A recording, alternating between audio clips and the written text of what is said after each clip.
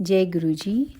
ऐहिक फल देने वाले कर्मों और उनकी विधि का वर्णन, शिव पूजन की विधि, शांति पुष्टि आदि विविध काम्य कर्मों में विभिन्न हवनीय पदार्थों के उपयोग का विधान। उपमन्यु कहते हैं, श्री कृष्ण, यह मैंने तुमसे यह लोक और परलोक में सिद्धि प्रदान करने वाला क्रम बताया है, जो उत्तम तो है ही, इसमें क्रिया, जप, तप और ध्यान का समुच्चय भी है। अब मैं शिव भक्तों के लिए यही फल देने वाले पूजन, होम, जप, ध्यान, तप और दान में महान कर्म का वर्णन करता हूँ। मंत्रार्थ के श्रेष्ठ ज्ञाता को चाहिए कि वह पहले मंत्र को सिद्ध करे, अन्यथा इष्ट सिद्धि कारक कर्म भी फलद नहीं होता। मंत्र सिद्ध कर लेने पर भी जिस कर्म का फल किसी प्रबल अदृष्ट के कारण प्रतिबद्ध हो, उसे विद्वान पुरुष सहसा ना करें। उस प्रतिबंधक का यहाँ निवारण किया जा सकता है। कर्म करने के पहले ही शकुन आदि करके उसकी परीक्षा कर लें और प्रतिबंधक का पता लगने पर उसे दूर करने का प्रयत्न करें। जो मनुष्य ऐसा ना करके मोहवश ऐहिक फल देने वाले कर्म का अनुष्ठान करता है, वह उससे फल का भागी नहीं होता और जगत में उपहास का पात्र बनता है। जिस पुरुष को विश्वास ना हो, वह ऐहिक फल देने वाले कर्म का अनुष्ठान कभी ना करे, क्योंकि उसके मन में श्रद्धा नहीं रहती और श्रद्धाहीन पुरुष को उस कर्म का फल नहीं मिलता। किया कर्म निष्फल हो जाए तो भी उसमें देवता का कोई अपराध नहीं है, क्योंकि शास्त्रोक्त विधि से ठीक ठीक कर्म करने वाले पुरुषों को यही फल की प्राप्ति देखी जाती है। जिसने मंत्र को सिद्ध कर लिया है, प्रतिबंधक को दूर कर दिया है, मंत्र पर विश्वास रखता है और मंत्र में श्रद्धा से युक्त है, वह साधक कर्म करने पर उसके फल को अवश्य पाता है। उस कर्म के फल की प्राप्ति के लिए ब्रह्मचर्य परायण होना चाहिए। रात में हविष्य भोजन करें, खीर या फल खाकर रहें। हिंसा आदि जो निषिद्ध कर्म है उन्हें मन से भी ना करें। सदा अपने शरीर में भस्म लगाएं, सुंदर पवित्र वेशभूषा धारण करें और पवित्र रहें। इस प्रकार आचारवान होकर अपने अनुकूल शुभ दिन में पुष्पमाला आदि से अलंकृत पूर्वोक्त लक्षण वाले स्थान में एक हाथ भूमि को गोबर से लीपकर वहां बिछे हुए भद्रासन पर कमल अंकित करें, जो अपने तेज से प्रकाशमान हो। वह तपाए हुए सुवर्ण के समान रंग वाला हो। उसमें 8 दल हों और केसर भी बना हो। मध्य भाग में वह कर्णिका से युक्त और संपूर्ण रत्नों से अलंकृत हो। उसमें अपने आकार के समान ही नाल होनी चाहिए। वैसे स्वर्ण निर्मित कमल पर सम्यक विधि से मन ही मन अणिमा आदि सब सिद्धियों की भावना करें। फिर उस पर रत्न का, सोने का अथवा स्फटिक मणि का उत्तम लक्षणों से युक्त वेदी सहित शिवलिंग स्थापित करके उसमें विधि पूर्वक पार्षदों सहित अविनाशी सांब सदाशिव का आवाहन और पूजन करें। फिर वहाँ साकार भगवान महेश्वर की भावनामयी मूर्ति का निर्माण करें, जिसके 4 भुजाएं और 4 मुख हो। वह सब आभूषणों से विभूषित हो। उसे व्याघ्र चर्म पहनाया गया हो। उसके मुख पर कुछ कुछ हास्य की छटा छा रही हो। उसने अपने 2 हाथों में वरद और अभय की मुद्रा धारण की हो और शेष 2 हाथों में मृग मुद्रा और टंक ले रखे हों, अथवा उपासक की रुचि के अनुसार अष्टभुजा मूर्ति की भावना करनी चाहिए। उस दशा में वह मूर्ति अपने दाहिने 4 हाथों में त्रिशूल, परशु, खड्ग और वज्र लिए हो और बाएं 4 हाथों में पाश, अंकुश, खेट और नाग धारण करती हो। उसकी अंग कांति प्रातःकाल के सूर्य की भांति लाल हो और वह अपने प्रत्येक मुख में 3-3 नेत्र धारण करती है। उस मूर्ति का पूर्ववर्ती मुख सौम्य तथा अपनी आकृति के अनुरूप ही कांतिमान है। दक्षिणवर्ती मुख नील मेघ के समान श्याम और देखने में भयंकर है। उत्तरवर्ती मुख मूंगे के समान लाल है और सिर की नीली अलकें उसकी शोभा बढ़ाती हैं। पश्चिमवर्ती मुख पूर्ण चंद्रमा के समान उज्ज्वल, सौम्य तथा चंद्रकलाधारी है। उस शिव मूर्ति के अंक में पराशक्ति माहेश्वरी शिवा आरूढ़ है। उसकी अवस्था 16 वर्ष की सी है। वे सबका मन मोह लेने वाली हैं और महालक्ष्मी के नाम से विख्यात हैं। इस प्रकार भावनामयी मूर्ति का निर्माण और सकलीकरण करके उनमें मूर्तिमान परम कारण शिव का आवाहन और पूजन करें। वहाँ स्नान कराने के लिए कपिला गाय के पंचगव्य और पंचामृत का संग्रह करें। विशेषतः चूर्ण और बीज को भी एकत्र करें। फिर पूर्व दिशा में मंडल बनाकर उसे रत्नचूर्ण आदि से अलंकृत करके कमल की कर्णिका में ईशान कलश की स्थापना करें। तत्पश्चात उसके चारों ओर सद्योजात आदि मूर्तियों के कलशों की स्थापना करें। इसके बाद पूर्व आदि 8 दिशाओं में क्रमशः विद्येश्वर के 8 कलशों की स्थापना करके उन सब को तीर्थ के जल से भर दें और कंठ में सूत लपेट दें। फिर उनके भीतर पवित्र द्रव्य छोड़कर मंत्र और विधि के साथ साड़ी या धोती आदि वस्त्र से उन सब कलशों को चारों ओर से आच्छादित कर दें। तदंतर मंत्रोच्चारण पूर्वक उन सब में मंत्र न्यास करके स्नान का समय आने पर सब प्रकार के मांगलिक शब्दों और वाद्यों के साथ पंचगव्य आदि के द्वारा परमेश्वर शिव को स्नान कराएं।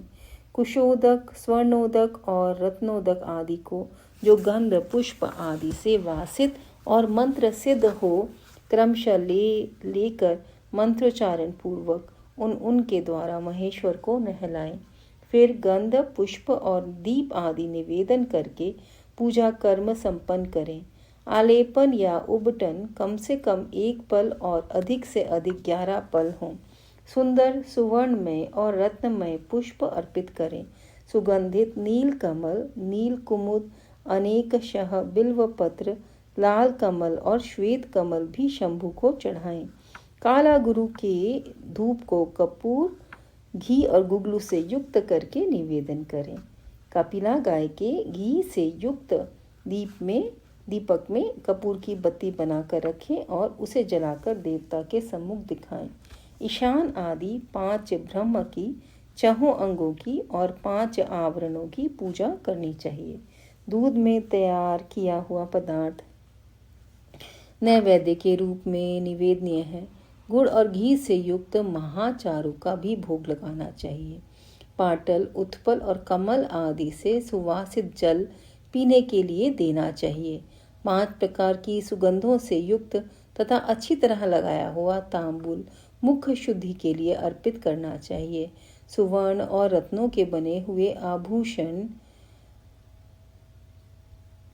नाना प्रकार के रंग वाले नूतन महीन वस्त्र जो दर्शनीय हो, इष्ट देव को देने चाहिए।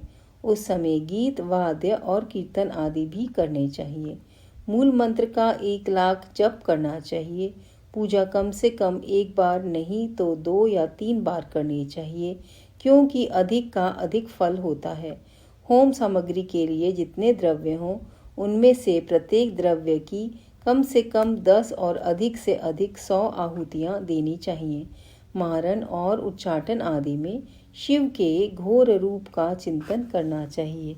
शांति कर्म या पौष्टिक कर्म करते समय शिवलिंग में, शिवाग्नि में तथा अन्य प्रतिमाओं में शिव के सौम्य रूप का ध्यान करना चाहिए।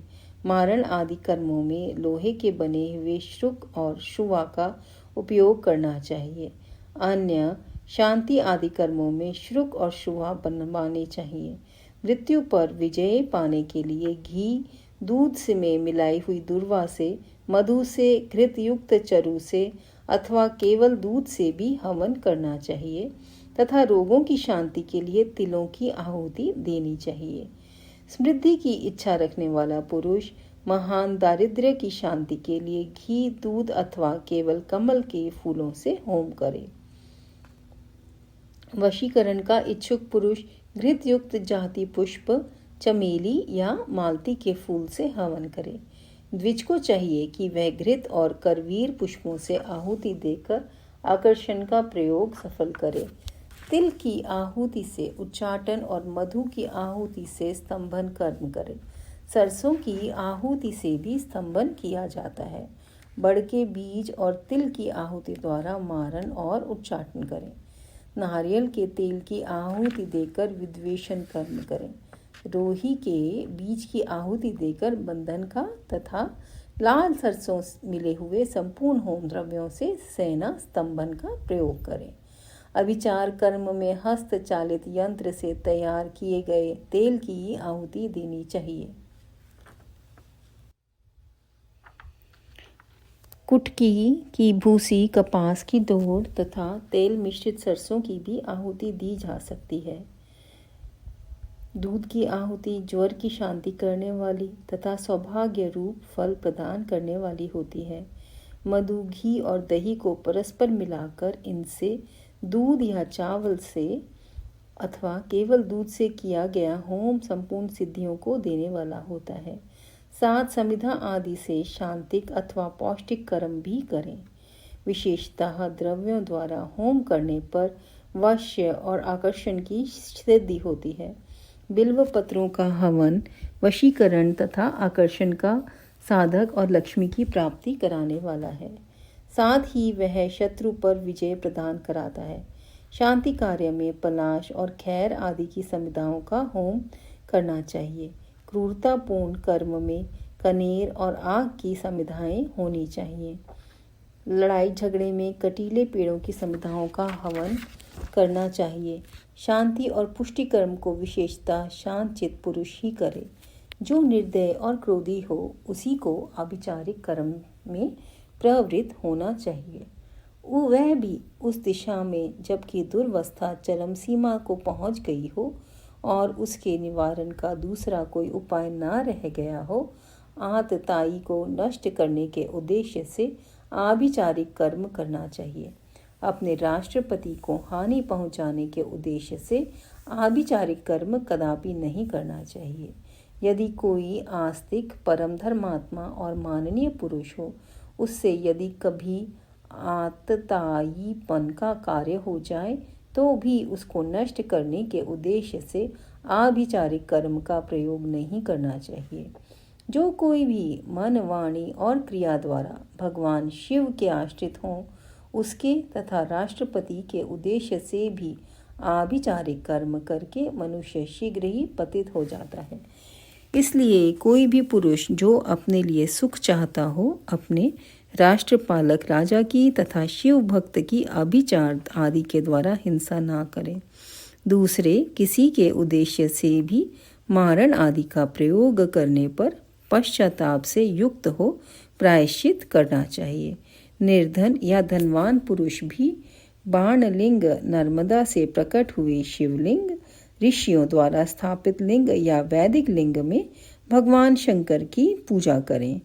जहाँ ऐसे लिंग का अभाव हो वहाँ सुवर्ण और रत्न के बने हुए शिवलिंग में पूजा करनी चाहिए।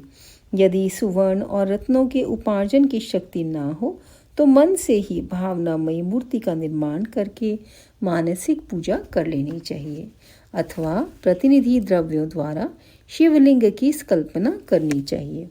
जो किसी अंश में समर्थ और किसी अंश में असमर्थ है, वह भी यदि अपनी शक्ति के अनुसार पूजन कर्म करता है तो अवश्य फल का भागी होता है।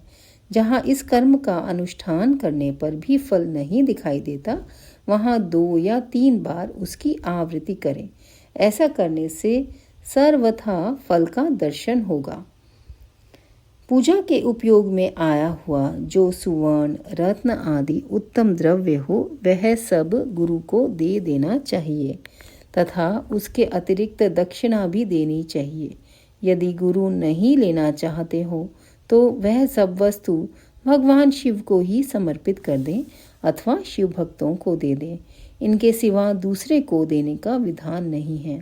जो पुरुष गुरु आदि की अपेक्षा ना रखकर स्वयं यथाशक्ति पूजा संपन्न करता है, वह भी ऐसा ही आचरण करे। पूजा में चढ़ाई हुई वस्तु स्वयं ना ले ले, जो मूढ़ लोभवश पूजा के अंगभूत उत्तम द्रव्य को स्वयं ग्रहण कर लेता है वह अभीष्ट फल को नहीं पाता। इसमें अन्यथा विचार नहीं करना चाहिए। किसी के द्वारा पूजित शिवलिंग को मनुष्य ग्रहण करे या ना करे यह उसकी इच्छा पर निर्भर है। यदि ले लें तो स्वयं नित्य उसकी पूजा करें अथवा उसकी प्रेरणा से दूसरा कोई पूजा करे। जो पुरुष इस कर्म का शास्त्रीय विधि के अनुसार ही निरंतर अनुष्ठान करता है वह फल पाने से कभी वंचित नहीं रहता। इससे बढ़कर प्रशंसा की बात और क्या हो सकती है। तथापि मैं संक्षेप से कर्म जनित उत्तम सिद्धि की महिमा का वर्णन करता हूँ। इससे शत्रुओं अथवा अनेक प्रकार की व्याधियों का शिकार होकर और मौत के मुंह में पड़कर भी मनुष्य बिना किसी विघ्न बाधा के मुक्त हो जाता है। अत्यंत कृपण भी उदार और निर्धन भी कुबेर के समान हो जाता है। कुरूप भी कामदेव के समान सुंदर और बूढ़ा भी जवान हो जाता है। शत्रु क्षण भर में मित्र और विरोधी भी किंकर हो जाता है। अमृत विष के समान और विष भी अमृत के समान हो जाता है। समुद्र भी स्थल और स्थल भी समुद्रवत हो जाता है। गड्ढा पहाड़ जैसा ऊंचा और पर्वत भी गड्ढे के समान हो जाता है। अग्नि सरोवर के समान शीतल और सरोवर भी अग्नि के समान दाहक बन जाता है। उद्यान जंगल और जंगल उद्यान हो जाता है। शूद्र मृग सिंह के समान शौर्यशाली और सिंह भी क्रीड़ा मृग के समान आज्ञापालक हो जाता है। स्त्रियां अभिसारिका बन जाती हैं, अधिक प्रेम करने लगती हैं और लक्ष्मी सुस्थिर हो जाती हैं। वाणी इच्छा अनुसार दासी बन जाती है और कीर्ति गणिका के समान सर्वत्र गामिनी हो जाती है। बुद्धि स्वेच्छानुसार विचरने वाली और मन हीरे को छेदने वाली सुई के समान सूक्ष्म हो जाता है। शक्ति आंधी के समान प्रबल हो जाती है और बल मत गजराज के समान पराक्रमशाली होता है। शत्रु पक्ष के उद्योग और कार्य स्तब्ध हो जाते हैं तथा शत्रुओं के समस्त सुहृद गण उनके लिए शत्रु पक्ष के समान हो जाते हैं। शत्रु बंधु बांधवों सहित जीते जी मुर्दे के समान हो जाते हैं और सिद्ध पुरुष स्वयं आपत्ति में पड़कर भी अरिष्ट रहित संकट मुक्त हो जाता है। अमृत सा प्राप्त कर लेता है। उसका खाया हुआ अपथ्य भी उसके लिए सदा रसायन का काम देता है। निरंतर रति का सेवन करने पर भी वह नया सा ही बना रहता है। भविष्य आदि की सारी बातें उसे हाथ पर रखे हुए आंवले के समान प्रत्यक्ष दिखाई देती हैं। अणिमा आदि सिद्धियां भी इच्छा करते ही फल देने लगती हैं। इस विषय में बहुत कहने से क्या लाभ। इस कर्म का संपादन कर लेने पर संपूर्ण कामार्थ सिद्धियों में कोई भी ऐसी वस्तु नहीं रह जाती जो अलभ्य हो। तो यहाँ पर अध्याय 32 संपूर्ण होता है संगत जी। और इसके अंदर जैसा कि हमने सुना कि शिव पूजा की विधि बताई गई है और बताया गया है कि शिव पूजा इस तरह से करने के बाद कोई भी वस्तु अलभ्य नहीं रहती। गुरु जी का बहुत शुक्राना ये पठन करवाने के लिए। आप सबका शुक्राना ये सुनने के लिए। ओम नमः शिवाय। शिव जी सदा सहाय। कोटि कोटि शुक्राना। जय गुरु जी।